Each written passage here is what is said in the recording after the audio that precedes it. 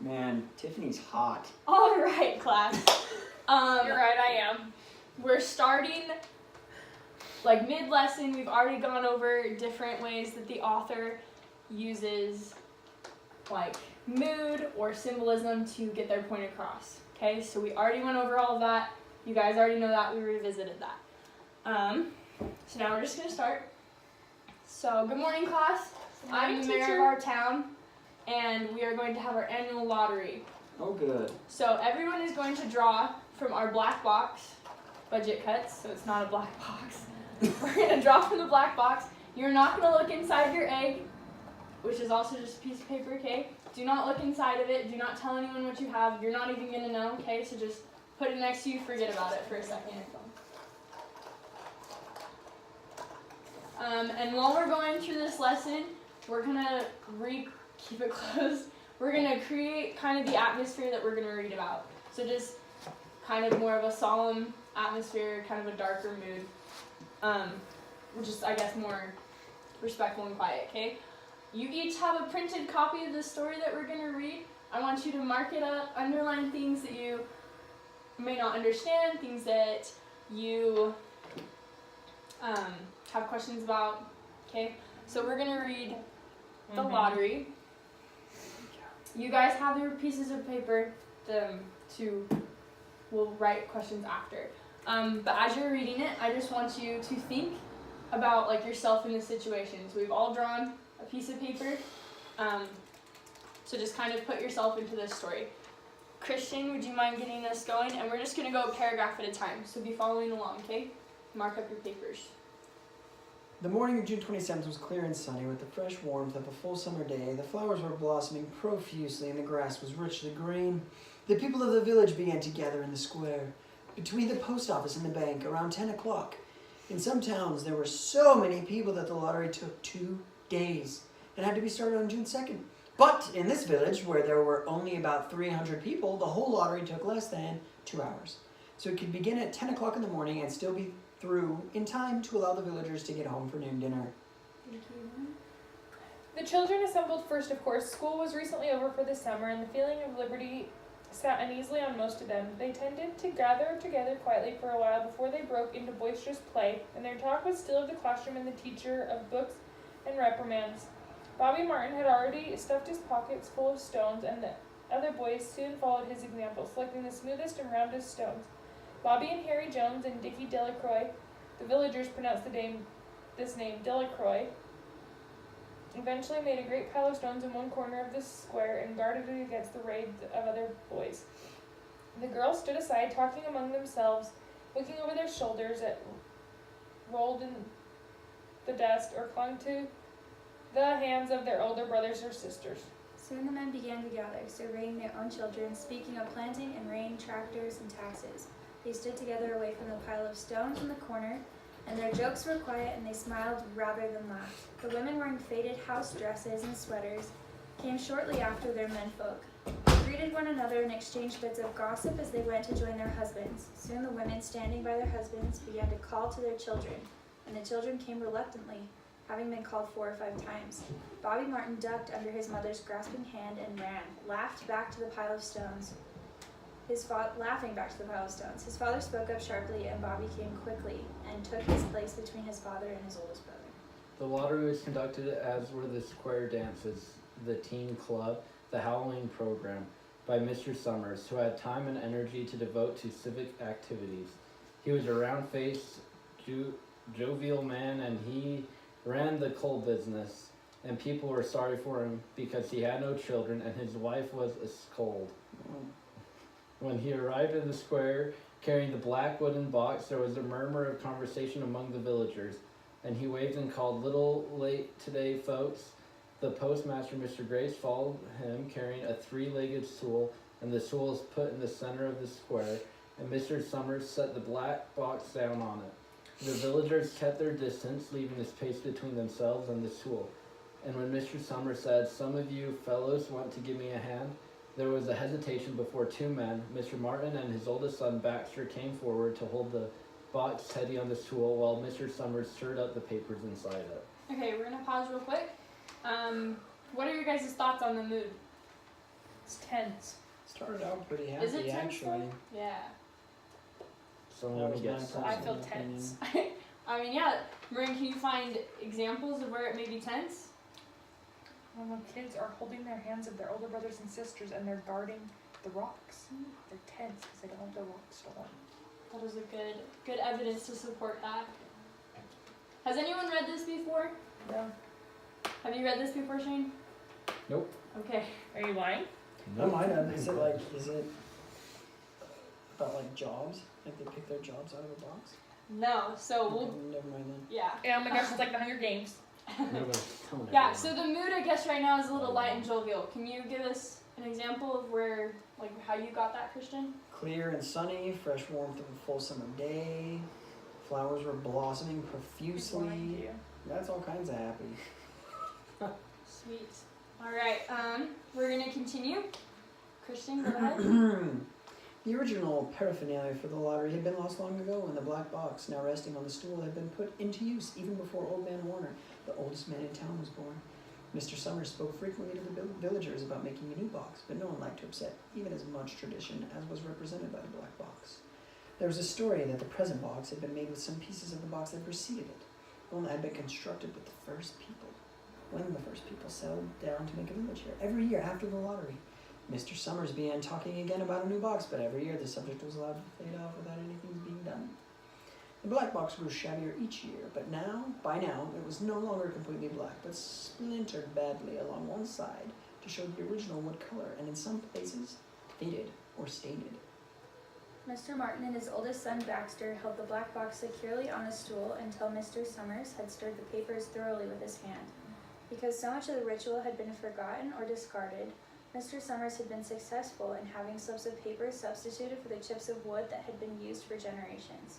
Chips of wood, Mr. Summers had argued, had all very well when the village was tiny, but now that the population was more than 300 and likely to keep on growing, it was necessary to use something that would fit more easily into the black box. The night before the lottery, Mr. Summers and Mr. Graves made up the slips of paper and put them in the box, and it was then taken to the safe of Mr. Summers' coal company and locked up until Mr. Summers was ready to take it to the square next morning. The rest of the year, the box was put away, sometimes one place, sometimes another. It had spent 1 year in Mr. Graves' barn and another year underfoot in the post office, and sometimes it was set on a shelf in the Martins' grocery and left there.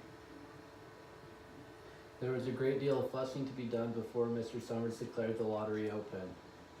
There were the lists to make up of heads of families, heads of households in each family, members of each household in each family. There was the proper swearing in of Mr. Summers by the postmaster as official of the lottery. At one time, some people remember there had been a recital of some sort performed by the official of the lottery, a perfunctory, tuneless chant that had been rattled off duly each year. Some people believe that the official of the lottery used to stand just so when he said or sang it. Other believes that he was supposed to walk among the people, but years and years ago, this part of the ritual had been allowed to lapse. There had been also a ritual salute, which the official of the lottery had to use in addressing each person who came up to draw from the box. But this also had changed with time. Until now, it was felt necessary only for the official to speak to each person approaching. Mr. Summers was very good at all this. In his clean white shirt and blue jeans, with one hand resting carelessly on the black box, he seemed very proper and important as he talked interminably to Mr. Graves and the Martins. Just as Mr. Summers finally left off talking and turned to the assembled villagers, Mrs. Hutchinson came hurriedly along the path to the square, her sweater thrown over her shoulders and slid into place in the back of the crowd. Clean forgot what day it was, she said to Mr. Delacroix, who stood next to her, and they both laughed softly. Thought my old man was out back stacking wood, Mrs. Hutchinson went on, and then I looked out the window, and the kids were gone. And then I remembered it was the 27th and came a-running. She dried her hands upon her apron, and Mr. Croix said, "You're in time, though. They're still talking away up there." Okay, we're gonna pause again. What do you guys think of when you hear the word lottery? Money. Money, And drawing. drawing, Gambling. gambling. Yeah, it a positive thing? Can't What be. happens if you win? You get lots of money. Yeah. And if you don't win? You're out 10 cents or however much you paid for your ticket. Yes, it's not a huge risk, but a great reward, right? Do you guys get that feel from the story so far? That this is going to be a positive thing? It seems like they're I'm indifferent. less excited. It feels more like life changing. Yeah, because it like feels mandatory, like the fact that she came running. So going off of that, Marin, she came running, right? So like she forgot what day it was, but like how was her attitude?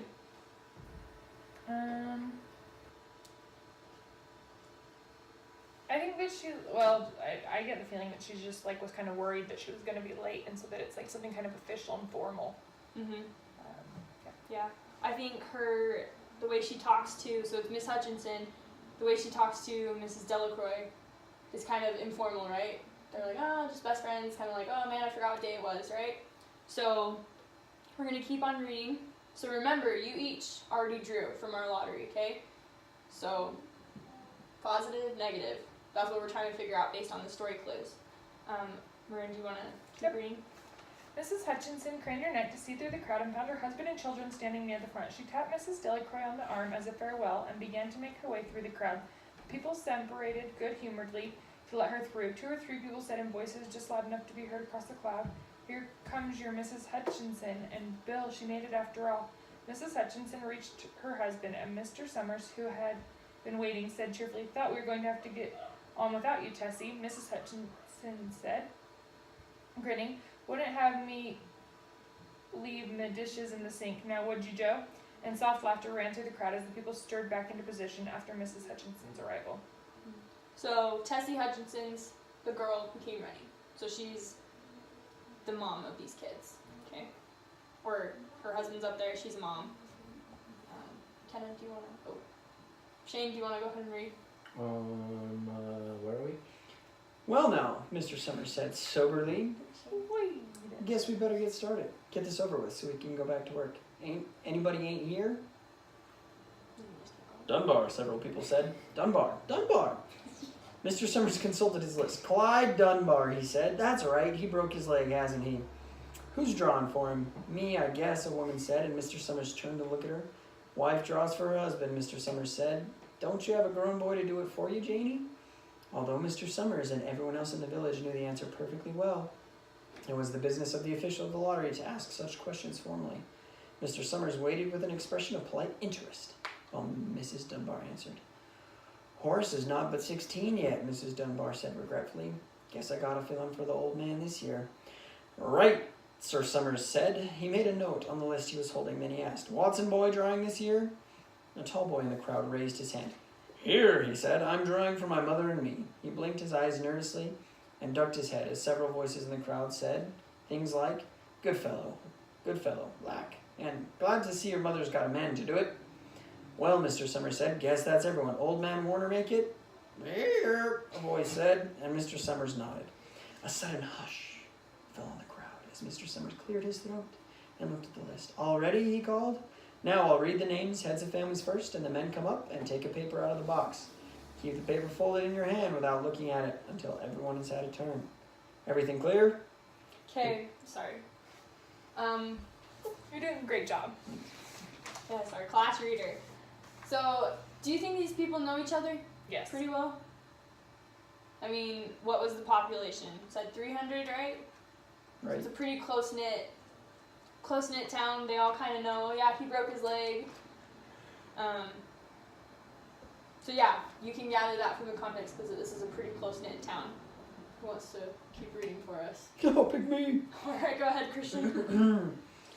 The people had done it so many times that they only half listened to the directions. Most of them were quiet, wetting their lips, not looking around. Then Mr. Summers raised one hand high and said, Adams! A man disengaged himself from the crowd and came forward. Hi, Steve, Mr. Summers said, and Mr. Adams said, Hi, Joe. They grinned at one another humorously and nervously. Then Mr. Adams reached into the black box and took out a folded paper. He held it firmly by one corner as he turned What happened to the story? This is giving me anxiety. and went hastily back to his place in the crowd where he stood a little apart from his family, not looking down at his hand. Allen, Mr. Summers said. Anderson, Bentham. Seems like there's no time at all between lotteries anymore, Mrs. Delacroix said to Mrs. Graves in the back row. Seems like we got through with the last one only last week.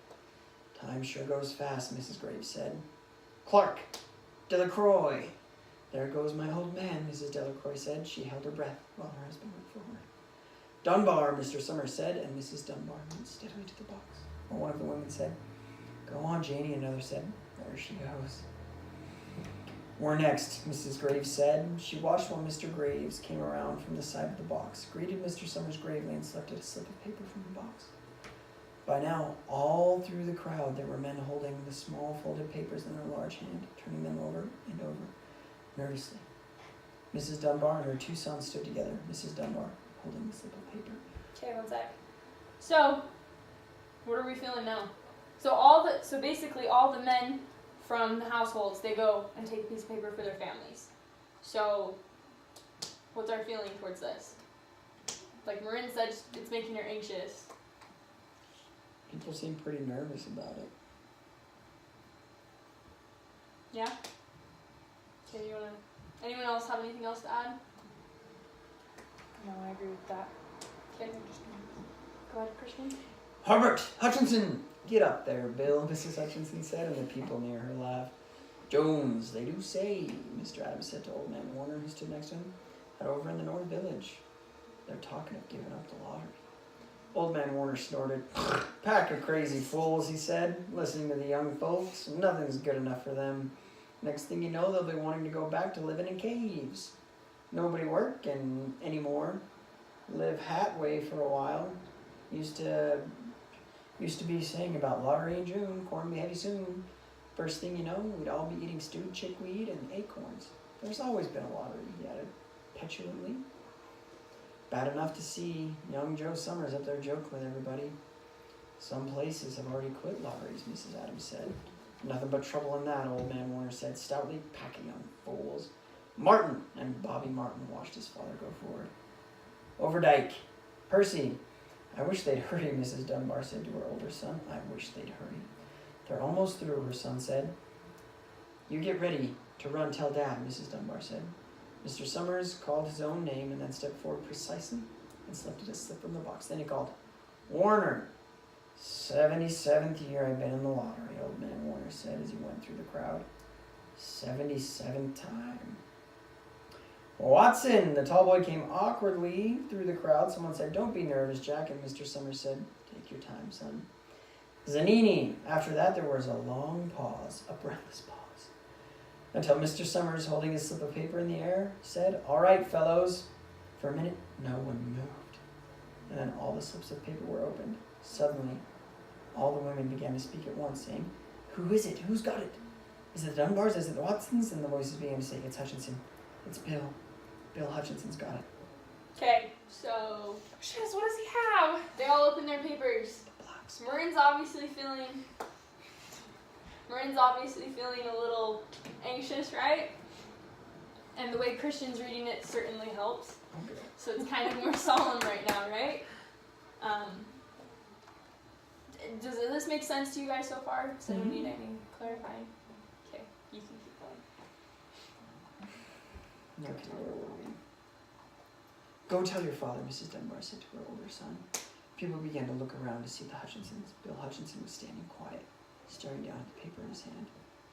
Suddenly, Tessie Hutchinson shouted to Mr. Summers, You didn't give him time enough to take any paper he wanted. I saw you. It wasn't fair. Be a good sport, Tessie, Mrs. Delacroix called, and Mrs. Graves said, All of us took the same chance. Shut up, Tessie, Bill Hutchinson said. Well, everyone, Mr. Summers said, that was done pretty fast, and now we've got to be hurrying a little more to get done in time. He consulted his next list. Bill, he said, you draw from the Hutchinson family. You got any other households in the Hutchinsons? There's Dawn and Eva, Mrs. Hutchinson yelled. Make them take their chance. Daughters draw with their husband's family, Tessie, Mr. Summers said gently. You know that as well as anyone else. It wasn't fair, Tessie said. I guess not, Joe, Bill Hutchinson said regretfully. My daughter draws with her husband's family. That's only fair. And I've got no other family except the kids. Then, as far as drawing for families is concerned, it's you, Mr. Summers said in explanation. And as far as drawing for households is concerned, that's you too, right? Right, Bill Hutchinson said. How many kids, Bill? Mr. Summers asked formally. 3, Bill Hutchinson said. There's Bill Jr. and Nancy and little Dave and Tessie and me. All right then, Mr. Summers said. Harry, you got their tickets back? Mr. Graves nodded and held up the slips of paper. Put them in the box then, Mr. Summers directed. Take Bill's and put it in.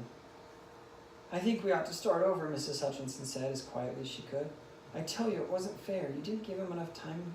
You didn't give him time enough to choose. Everybody saw that.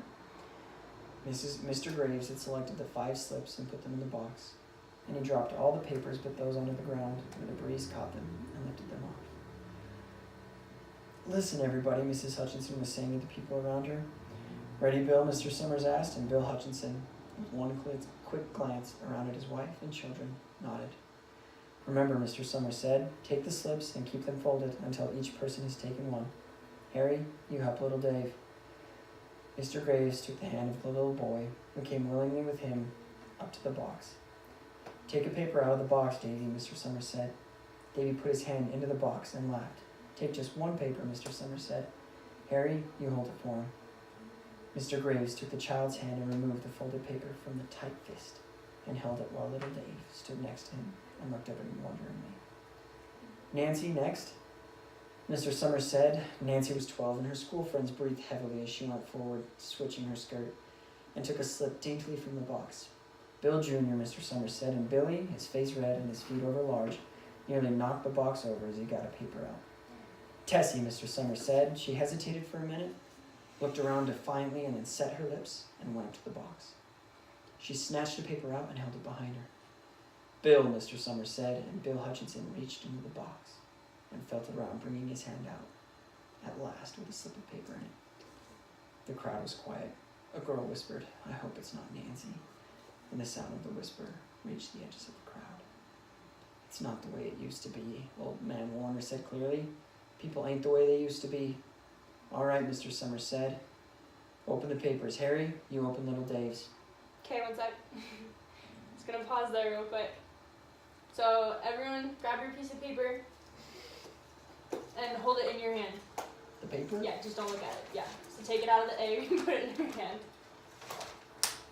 Don't look at it. Don't look at it, Mr. Shane. Alright. Keep it in your hand. Don't do anything until I tell you to. Yes, ma'am. Okay, go ahead. Keep reading, Christian. Mr. Graves opened the slip of paper, and there was a general sigh through the crowd as he held it up, and everyone could see that it was blank. Nancy and Bill Jr. opened theirs at the same time, and both beamed and laughed, turning around to the crowd and holding out their slips of paper above their heads. Tessie, Mr. Summers said. There was a pause, and then Mr. Summers looked at Bill Hutchinson, and Bill unfolded his paper and showed it. It was blank. It's Tessie, Mr. Summers said, and his voice was hushed. Show us her paper, Bill. Bill Hutchinson went over to his wife and forced the little slip of paper out of her hand. It had a black spot on it, the black spot Mr. Summers had made the night before with the heavy pencil in the coal company office. Bill Hutchinson held it up, and there was a stir in the crowd. All right, folks, Mr. Summers said, let's finish quickly. Although the villagers had forgotten the ritual and lost the original black box, they still remembered to use stones. The pile of stones the boys had made earlier was ready. There were stones on the ground with the blowing scraps of paper that had come out of the box. Delacroix selected a stone so large she had to pick it up with both hands and turned to Mrs. Dunbar. Come on, she said. Hurry up. Mr. Dunbar had small stones in both hands, and she gasped, and she said, gasping for breath, I can't run at all. You'll have to go ahead, and I'll catch up with you. The children had stones already, and someone gave little Davy Hutchinson a few pebbles. Tessie Hutchinson was in the center of a cleared space by now. Then she held her hands out desperately as the villagers moved in on her. It isn't fair, she said. A stone hit her on the side of the head. Old man Warner was saying, come on, everyone. Steve Adams was in front of the crowd of the villagers, with Mrs. Graves beside him. It isn't fair, it isn't right, Mrs. Hutchinson screamed, and then they were upon her. Alright. So our happy, jovial story wasn't so happy and jovial, huh? Correct. Alright, so everyone has a piece of paper in their hand. Everyone has a piece of paper. You're all going to open it at the same time. Ready, go. Is it you? No. But I read the whole story. You did. No, it's No, him. it's me. So, Stone no, we're not actually stoning him. We're in a. Okay. So, That was the when dumbest did the nickname. mood shift? Yeah, I think it was Because we pretty- all agreed earlier that it was nice and happy. Well, When did it dumb shift? story. It was gradual. It didn't happen all at once. Yeah, I agree. Shane, what are your thoughts? Are you happy that you didn't have a black mark? No, I could outrun their sounds. Wait, do you get to run? No. I'd like to see him catch me. Okay. Anyway, so we don't have time to answer these questions in class, but there are discussion questions on the bottom of your guys' story. So you're going to take those home and you're going to answer those questions, and we'll talk about it next time. Feel free to read back over the story. That's why you marked it as you went, so you can go back and look how the mood shifted, when it shifted, key indicators. So yeah, that's all for class today. Thank you very much. Thanks, teacher.